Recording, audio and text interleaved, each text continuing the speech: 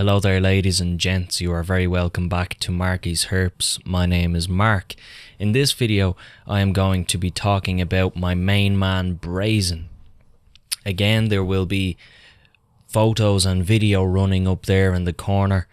Make sure to leave a like if you enjoy that little touch of class, that little picture-in-picture swag that I have going on in these videos.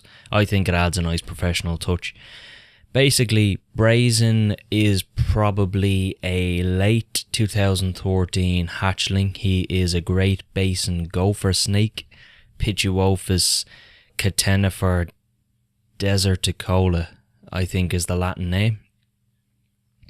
The Pituophis family are an amazing family of colubrid snakes found through the Americas, bull snakes, pine snakes and gopher snakes.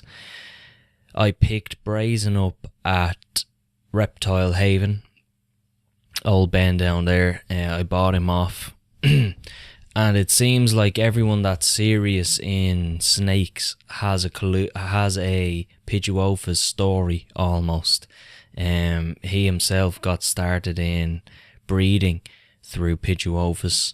Anyone that I've talked to that's had a collection, a hearty collection, has nearly had a Pituophis in their collection at some time, and it's quite easy to see why. The family themselves are lively, they have great character, they have great spirit, and they are fascinating snakes. Are they as good a pet as a corn snake? No, but they are a class snake. They are a brilliant snake, and eventually most of the time will tame out to become good pets. And even at that, the ones that don't tame out, quote unquote, generally just put on a show, quite like Western hognoses, only they have a good bit more size behind them than a hognose does. Basic husbandry, I have my Brazen in I have another Great Basin called Catherine, and I'll show her to you in a separate video. But I've Brazen in a 2x2 Viv Exotic kind of vivarium, glass sliding doors, and it's made out of kind of laminated wood. A heat mat, thermostatically controlled, set to 30.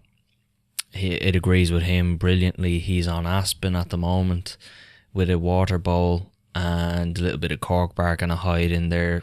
Basic snake husbandry, corn snake husbandry basically. At the moment he has a retained eye cap that I'm keeping moist whenever I handle him. I'm spraying him in the eye with a water spray bottle and just making sure that thing is kept moist and praying that it kind of comes off by its own accord in the interim between now and his next shed. If I have to wait for his next shed, that's fair enough, but when his next shed does come around, I might have to be extra vigilant and make sure that I'm there for when that happens.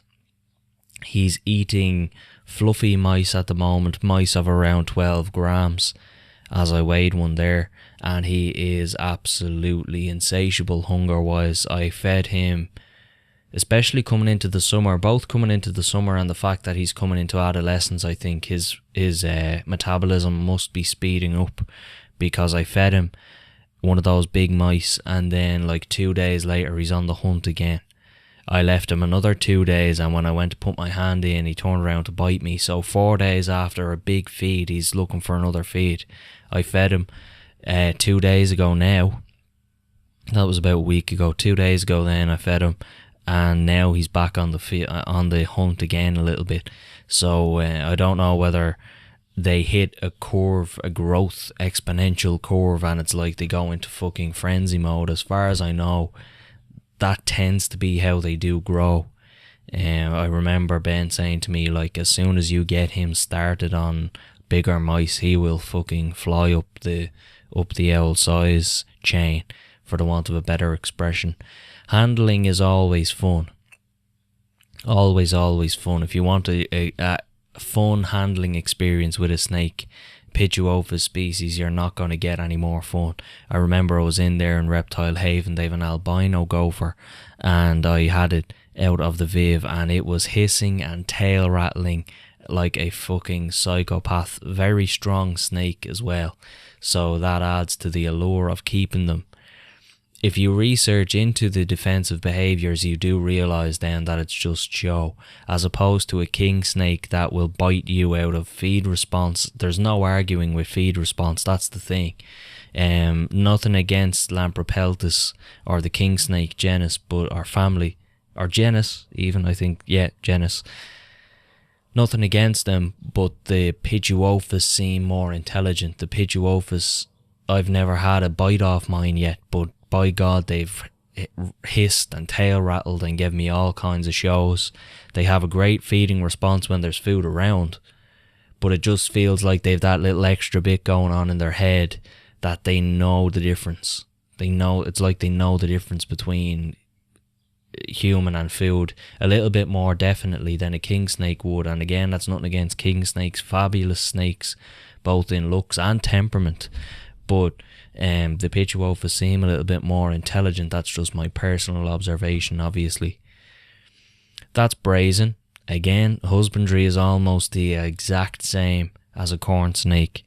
You just have to be willing to put in a bit more effort handling wise, and it might take a little bit of taming before they become good pets, or at least better pets. They may not ever. That's the type of animal you're dealing with here. But brilliant snake. Very, very, very underrated. Sorry, that's my phone. It's me, Mark. I hope you enjoyed the pictures and video of Brazen up here. If you did, leave a like. Make sure to subscribe. I have a lot of fun videos planned out. This is Marky's Herps. And take her handy. If you have it handy, take it twice. Good luck.